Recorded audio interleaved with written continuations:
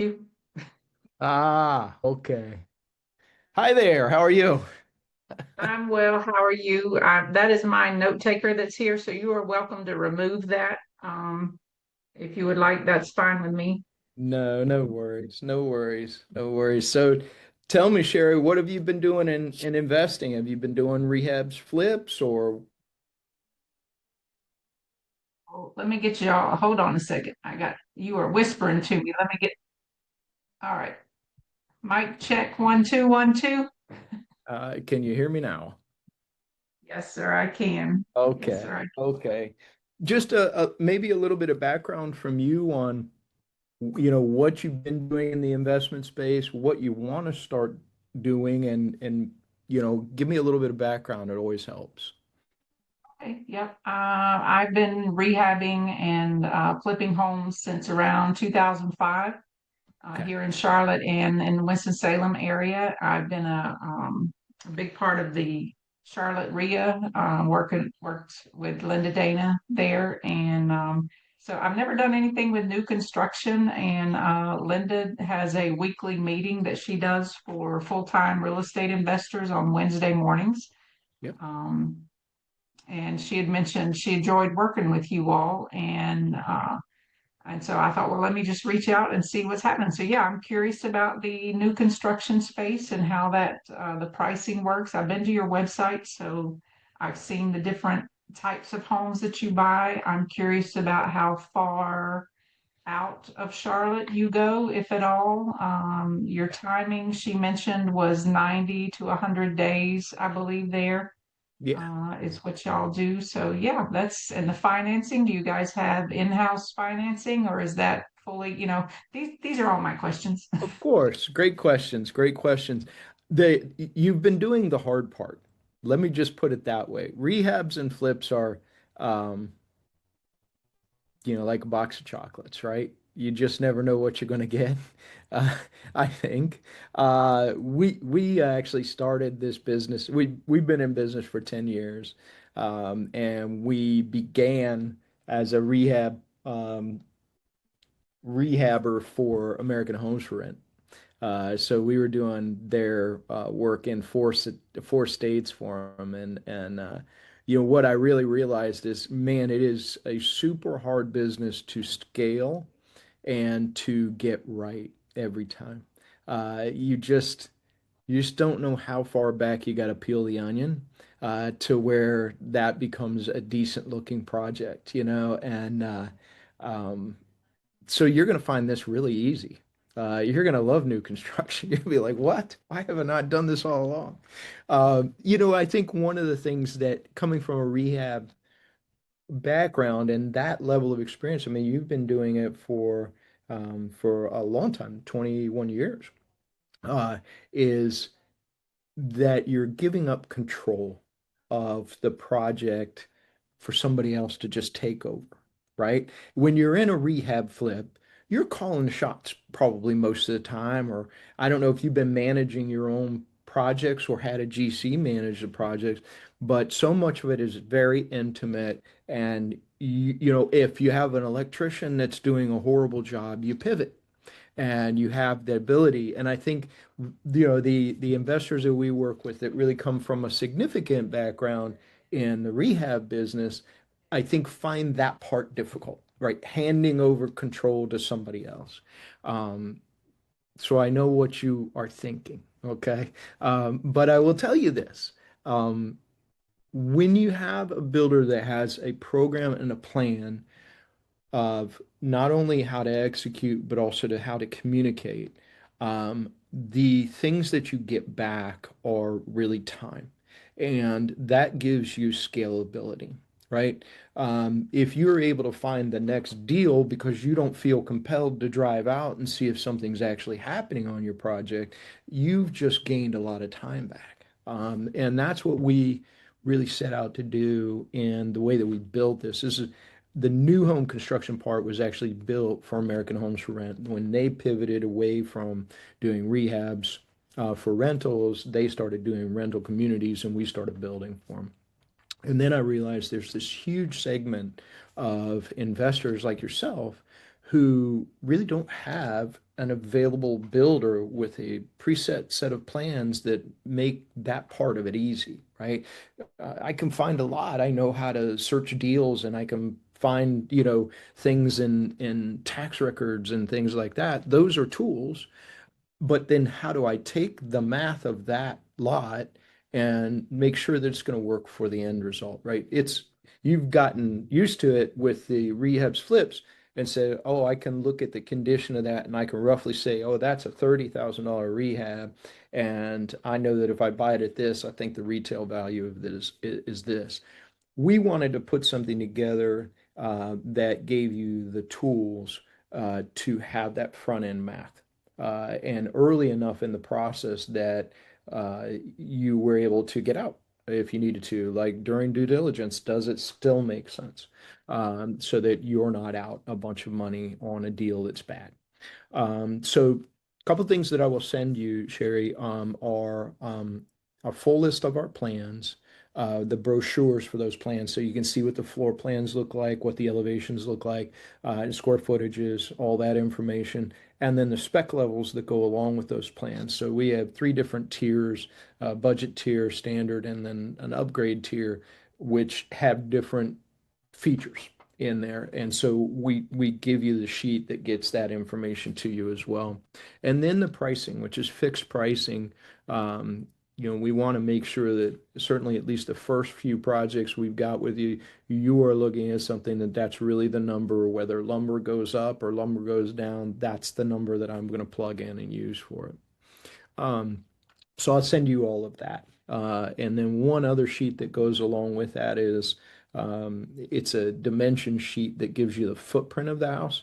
So when you're looking at a lot and, oh, it's a 50-foot wide lot, and I know I have 5 and 5 setbacks on the sides, I can build a 40-foot wide house. Well, which plans do you have that fit 40-foot wide?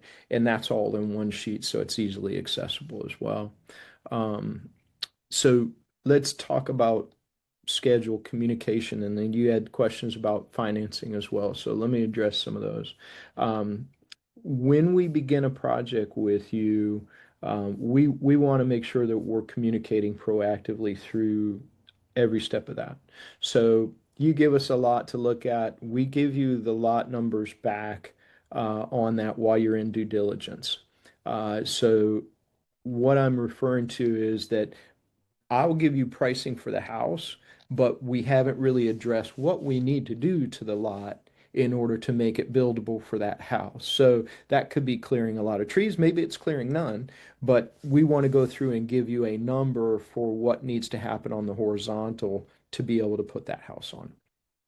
So we'll do that while you're in due diligence so that you're able to put together that front end number. Okay. And that is very simple. We have a little form under my signature that says lot walk request form. And if you click on that link, you just put every bit of information that you have on that. There'll be some things you may not have, and that's okay. The more information we have, the more accurate we can be in that front piece of things. So that's that. Once we're under contract and we're moving forward and we're getting permits and whatnot, every week we send out an update on where the permit status is. So we take care of the permits. There are a couple things maybe we don't take care of. For example, if you want, you can sometimes you can put the taps into our contract and then we'll get the taps. Or if you want to hold it out and just pay directly for the taps, certainly that is fine too. And then the boundary survey usually will refer you to a surveyor just to get the boundary survey because they vary quite a bit and it's a little hard to pin that one down because they're coming from maybe an older neighborhood. They have to run control back pretty far, that kind of thing. So a couple little caveats there. When we begin construction, when the handoff happens to the field, we invite you to Builder Trend, which is an app that you put on your phone on the computer that we update you twice a week with photos of your project. And then from the field, every week, our team will reach out to you and give you an update about what's happening on the project, what will be happening over the course of the next week, maybe things that we need you to do. For example, hey, you've got to go ahead and pay your sewer and water tap fees because we're moving along and, Monroe is slow. To get those out, that kind of thing. We know every municipality pretty intimately at this point, and so we can tell you where you're safe and where you're not safe with regard to those things. But we want to make sure that we're opening that line of communication, and you're not feeling compelled to track us down. And that you have accurate information about what the status of the project is, all the way through completion. And like Linda told you, our average days under construction from really what we call site ready, which is we've got it cleared, we've got the permit in hand, and we're ready to start, to CO is about 86 days now, from start to finish. And so that's moving along. You asked about how the money works. So it's actually quite simple compared, I think, to the rehab side of things, but 5% down, and then we work everything else off of a draw schedule. So once a phase is completed, there's a certain percentage that goes along with that. Let's say, for example, your foundation is in, maybe that's 10%. We will then invoice you for that 10%. And we always invoice on the 15th and 30th because we pay our vendors on the 15th and 30th. So that's kind of the trailing way that happens. The lenders that we see most often, we do not have like an in-house lender because there's just so many of them. So I Fund Cities is a significant one. And if you've been to those groups, I imagine that Eric Eichinger has probably been to several of those. So Eric, and then Susan Botros with Renovo Financial is another one that we see often. There are certainly a lot of them. John Brockwell is, another name, and they're so happy to make any introductions. It sounds like maybe you've probably been doing yours on cash or something to that effect with the rehabs and flips. It's a little different, right? Because you're putting so much up front in that deal, right, where you have to buy the house and then you have to put the rehab money into it, where this is like the lot and then you're kind of parsing out through the process of it. Geographically, you asked about what's our coverage area. So we cover from Statesville, Taylorsville, down to Fort Mill, and then really kind of Salisbury um, and Locust over towards Hickory and Shelby. Would go to Hickory and Shelby on that side. Yeah, so that's kind of the box, if you will, of it. Um, did I cover your questions? I think I hit most. Winston-Salem? Have you gone as far as Winston-Salem yet or No. no? We that's an area where we've been asked to go on singles. It's really difficult. If we had a small community where there's 20 or 30, it makes it much easier for us. But Okay. allocating the resources to drive that distance for one is a challenge, and we're just not quite there yet. We're actually now opening up in Greenville, South Carolina, and so we're trying to keep that really tight. I've got 11 project managers in Charlotte, so we're able to cover kind of a bigger area, but I haven't quite hit Winston yet. That's we bumped into it a few times, but never really done anything there. Gotcha. So when I find a large lot out there, 15 acres, then I'll give you a call for those 20 homes. Hey, Then if you'll be it's interested. you'd be okay at 5 acres if you had sewer and water. You could Okay, 5 acres get is all enough. I need for Yeah, now. Okay. yeah, yeah. Is that where you like to do your hunting for deals more so? You know what? I say that because I lived in Winston-Salem for 9 years. And so I'm as of right now, this minute today, I'm more familiar. I'm in Cornelius now, but I've lived there for a year and a half. Okay. So I still have, wholesalers in Winston. I still have the team that I work with there for rehabs is there, but of course I wouldn't need them if I had you. But just so you know how I'm accustomed to financing, what I would do, I would use hard money loans for, yeah. Yeah, it's through like Wendy. Um, Mm, in it, what's Wendy's last name? Um, she's part of Linda's. I know she's been the at group, Linda's. yeah. Yeah, Yeah, there's Lin several hard money lenders out there. yeah. Yeah, the one I used was in Kernersville, which is just outside of Winston-Salem there. Yeah. And the ones that I did before that were by the airport here in Charlotte. And those were HUD foreclosures back in 2005, 6, 7, somewhere in there. I was buying HUD foreclosures. And that's when you could sign your name and get a loan. So, that I remember those days. It was a right. When little you bit could more the just kind of Wild walk West. in. A little bit more You the could do Wild a West. handshake deal. Yeah, I'll pay you back for the yeah. Well, the thing is, like these other kind of, they're not really banks, they're pseudo banks like iFund Cities and Renovo are. Um, just their rates are a little bit easier, and they're still basing it off of the property more so than you. Which is, either way you go, it comes out about the same because they charge points and all the other nonsense too, or hard money's a little bit friendlier, sort of in that respect. Yeah. Yeah, yeah. But with hard money, I just needed to come out of my pocket or use private money for that 10 to 20%, whatever it was. Depending on each house was different kind of thing there. But yeah, so that's Do all that is. So you, that's what I've got to figure out with the funding is if I let's say I find a lot, right? And forgive me because I realize this isn't your neck of the woods, right? But maybe I don't know. Anyway, so let me just say this. sure. But if I find a lot and I buy it outright, that's what I need to talk to the financing folks about. Okay, if I own the lot, so then if I'm paying you 5% down, excuse me, 5% down to get started, right? Yeah. So what does that lender require from me at that point? Yeah. No, it's a great question. And it's actually, we do a little bit of investing. We don't really want to compete with our clients. So when lots come to us, we'll pick them up. And so I've gone through this, and it really ends up being a percentage. So like I do the same thing. I buy the lot, outright cash, and then I will finance the construction. And most of the time, I end up getting some portion of that lot money back.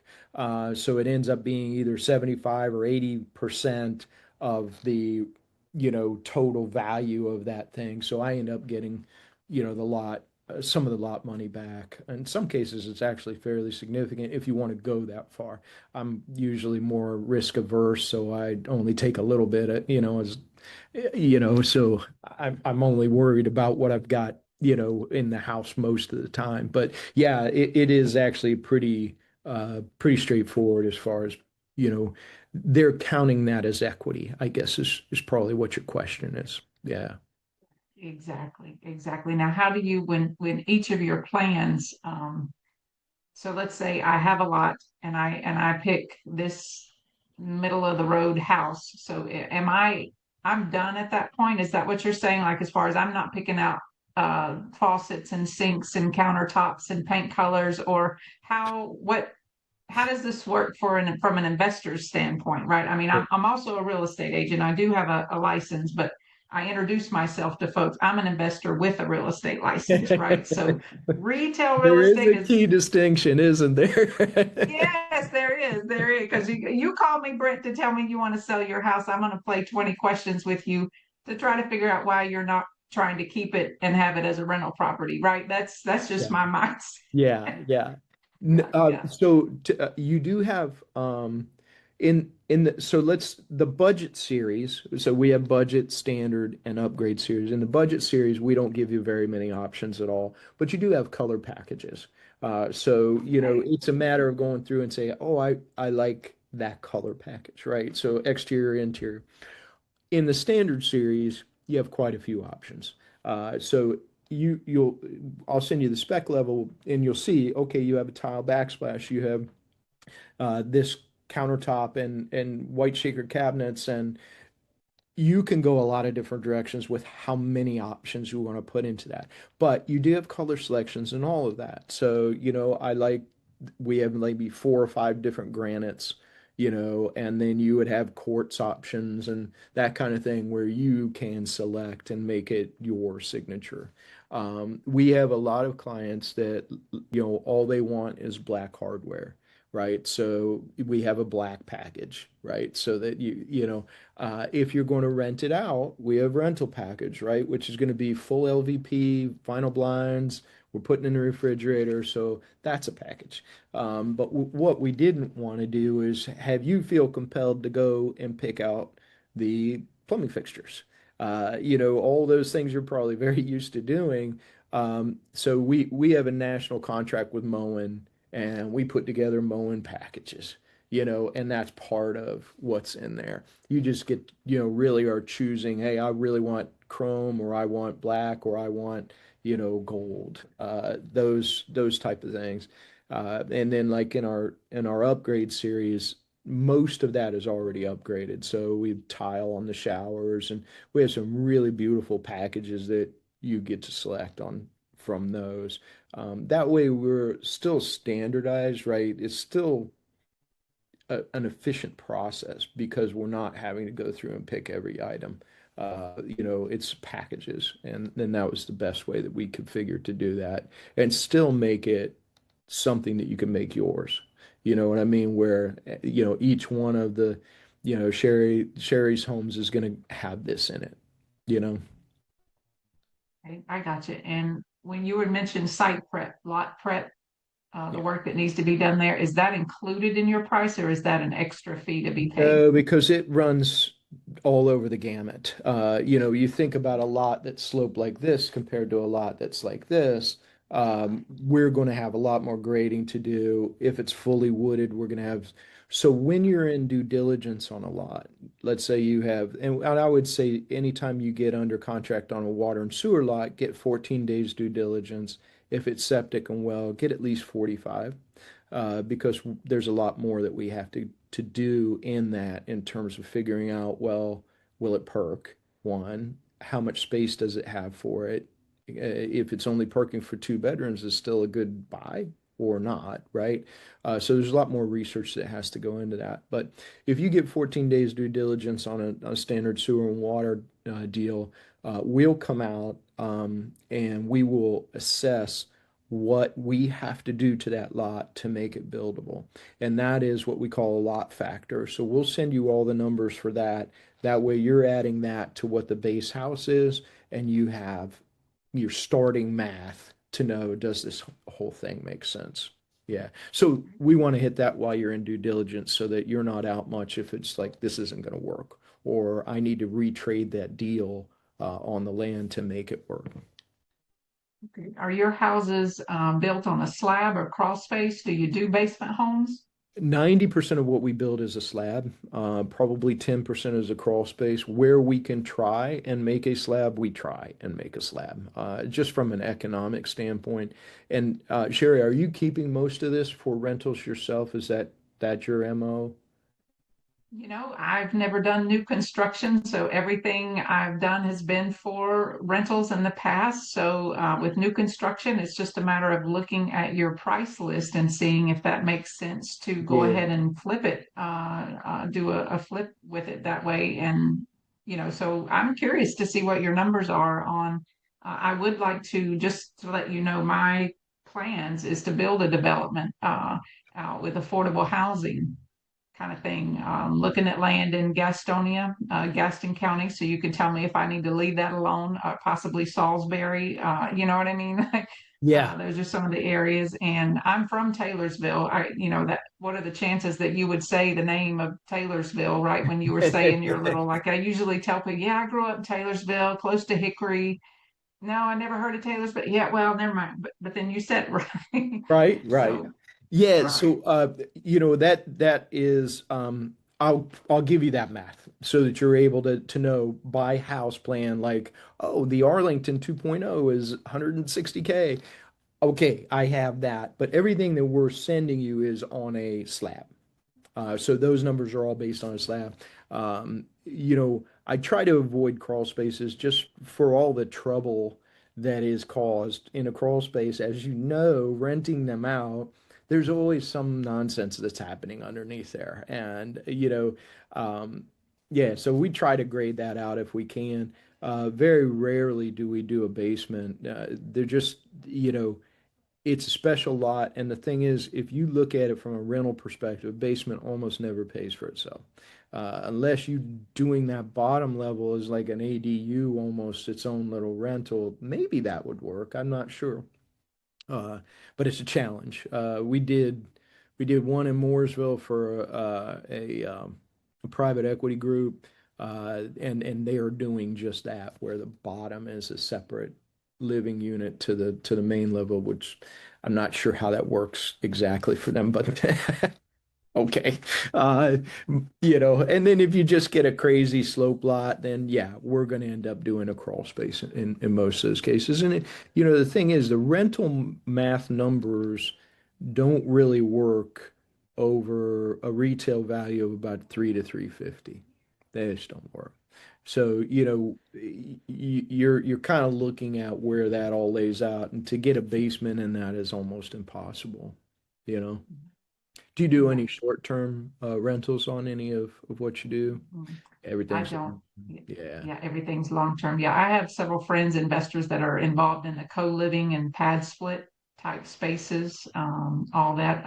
And I did see on your website that you guys do duplexes as well. Do We you do do. tris and quads? Is I that would part of say, what? shockingly, duplexes and townhomes probably make up a good 50% of our business. Wow, Yeah, is that right?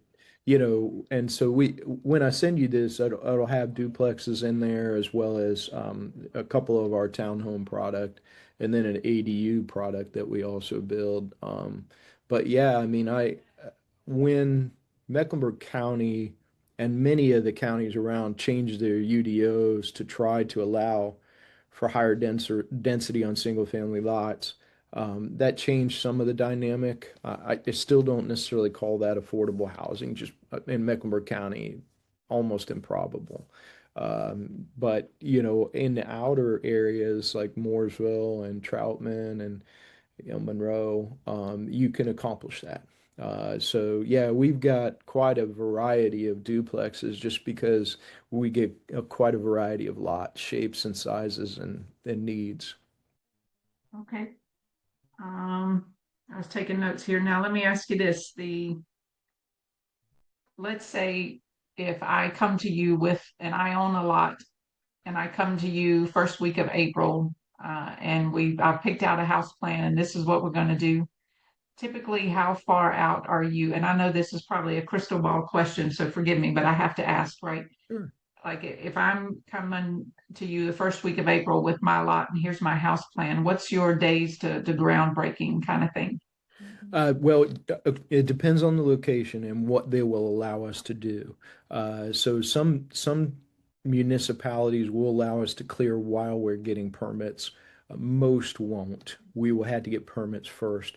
Once you identify that, we've looked at the lot, we've got all the information together to be able to provide you with the accurate lot factor.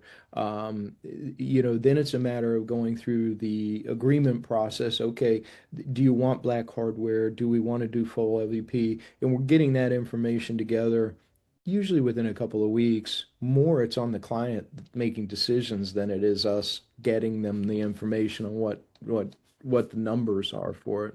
And then once we have the agreement finalized, we're into permitting within 48 hours. And then whatever time that takes, once we have the permit in hand and we're ready to go, our team in the field is started. Pretty quickly. We have, I think, four grading contractors that are pretty good size. We have 7 or 8 surveyors. So I mean, we've tried to mitigate some of those delays that happen while we're in critical path, which is those front end things, just by having enough duplicity, to make it go quickly. Okay, fantastic, fantastic. Let me see. Brent, is there, I don't have any other questions at this point, but is there anything I haven't asked you that I should? Yeah, I mean, I think when you see the information, you'll get a little bit better sense of, okay, how's this math work compared to what I'm what I'm used to, right? And then where it goes from there. The key is going to be how to assess a lot. Okay. You're used to assessing a house. When you get out there, what I would say is you're gonna need to know like the less slope, the better. Above the street is always much better because below the street could mean that we have to run a sewer pump and there are other things and it also means water is going to go that way. Fully wooded doesn't matter. We clear trees all the time, so not a big deal. Um, I think that will be one of the challenges is just getting used to what you're looking at in lots. In the next couple of months, we're going to have a couple of training sessions for our clients, where we go out to lots with a group of clients and say, this is what we see, this is what we're thinking we'll do with this, and that way we're trying to help train train the eye to know what slope looks like. Because if you look at a lot, sometimes you're like, oh, it doesn't, it looks fairly flat. Well, there could be 4 foot of fall in that house, even though it looks fairly flat. It's how to really kind of look at those things. Um, I think if I were you, I'd want to go see a couple of our houses. So how about if I arrange, Tristan is one of our newer team members. I can arrange an introduction for Tristan, and then he can get you out to see a couple. You're in Cornelius, we are too. We are above, you know where Keller Williams is, right here? Yeah, we're above the UPS store adjacent to it. We've Okay. been here 10 years. Great location. Um, Okay. yeah, so we're close Hi, by. neighbor. Yeah, exactly. Exactly.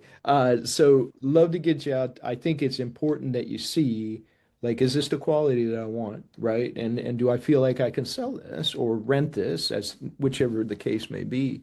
And I think you'll find that it is, but I'd rather you see it and touch it and feel it. Yeah, I would love a field trip. That would be great. Yeah, I would love to Perfect. see what y'all are up to and where you how many different builds. So do you generally have 8 to 10 builds going on at one time? I believe you mentioned you have like 11 different teams. Yeah, we have 90 homes going right now. So You said 90, 90, Nine 90, zero. Yeah, 90 homes going right now. Yeah, we'll 90. build Wow. 300 and some this year. So yeah, it's a uh but I mean the team's been very well trained and I feel like we've got the right program to help our clients achieve scale. When you're doing rehabs, how many can you typically manage at a time? Two, three? Right. Two is kind of the max. And truly, I haven't even done that yet. I just retired from my W-2 job last year. Congratulations. So I'm still, yeah, I was a flight attendant for 31 years. So if you ever flew USA or US Airways or American and saw a 6 foot brunette, that was probably. So I just retired from that last year. So now I'm doing this because I was kind of doing both because with flying, you can back off and technically be, I could only, you get paid on how much you fly. So a lot of months I would back off and do more real estate. And then, if that wasn't doing anything, I'd just fly more. So yeah, so I'm to the point now where I'm like, okay, let's see what this new construction is all about.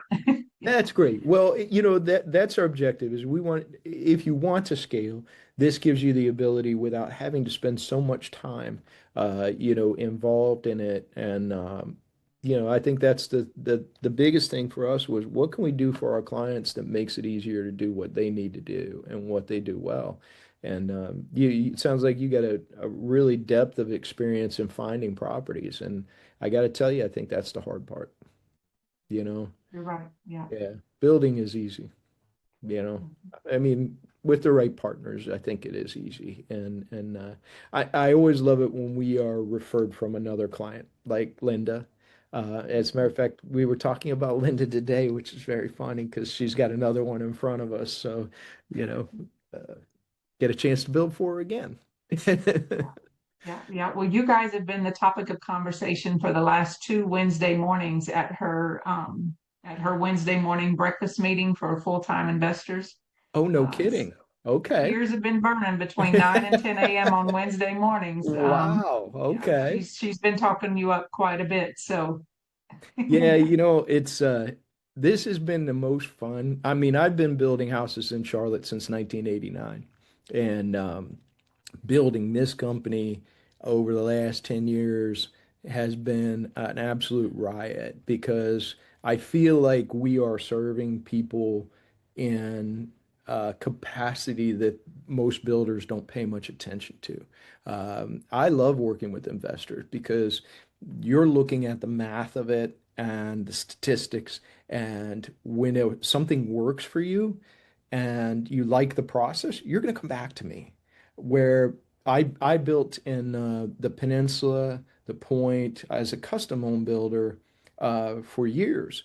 And you may only see that one client that you treated lovely and never see them again, right? You're done after that and never get the chance to do it again. This is so much more fun because it is business to business.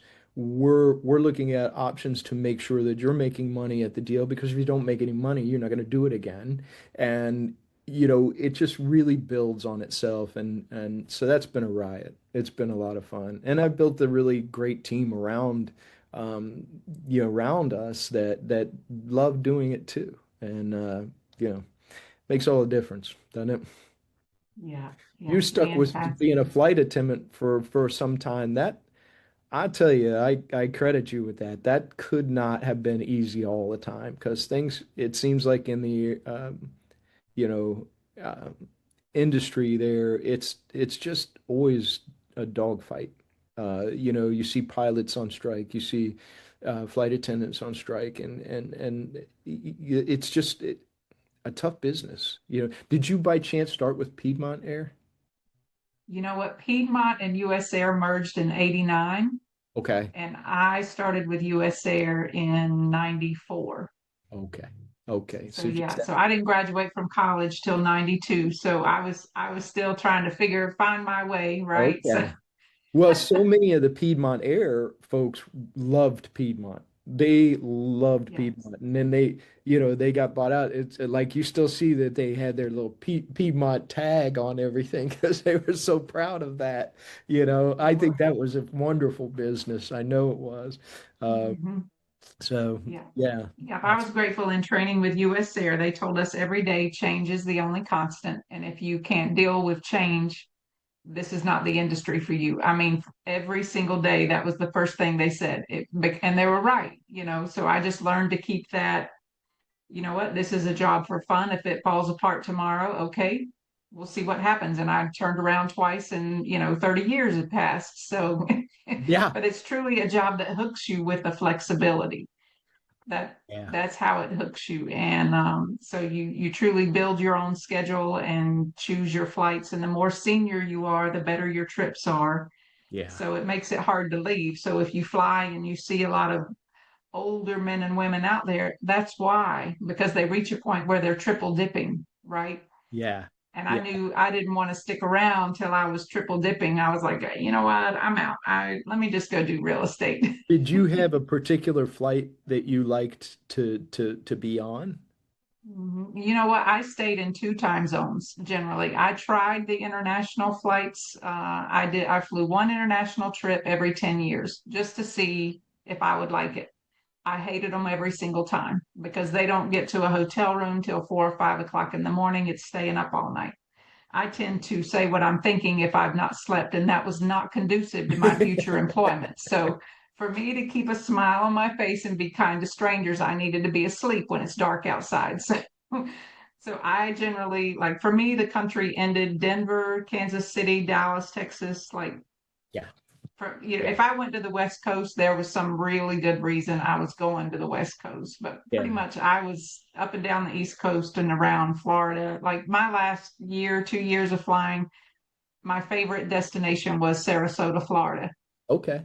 You know, I loved going down there because they had a little trolley that would run around by the hotel and take you over to the beach and the little shopping areas, very quaint, little small. It's just kind of a small town feel, but the ocean is right there. So Nice. yeah, so that was kind of my my route, as you say. Yeah, I yeah. got you. I got you. Well, listen, it's a pleasure to meet you. I will send this email and then also an email introduction to Tristan and get you out to take a look at some houses. And, hopefully you're able to find a few lots out there and we can take a look at those for you as well. Fantastic. And since this did record on my note taker, are you okay if I share this recording with a couple friends? Sure. Yeah, absolutely. Yeah. Okay. A little Uh, marketing for you. Yeah. yeah, absolutely. Thank you, Okay. Sherry. Thanks for the time today. Have a good one. Thank you. You as well. I appreciate you.